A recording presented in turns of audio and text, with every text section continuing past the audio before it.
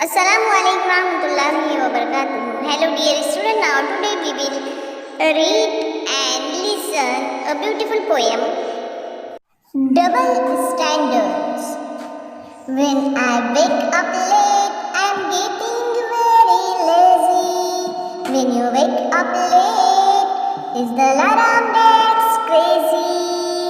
When I wake up late, I'm getting very lazy.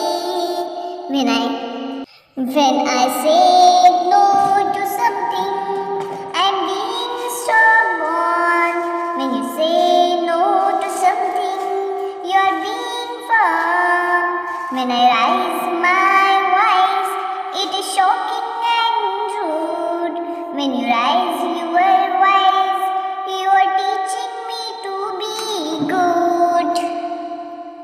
When I break something, I'm close me or careless. When you break something, it sleep you were helpless.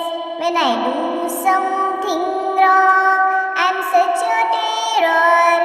When you do something wrong, it's a forgivable error. When I quarrel with a friend, I'm very naughty. When you quarrel with the neighbors, you are only doing your duty. So I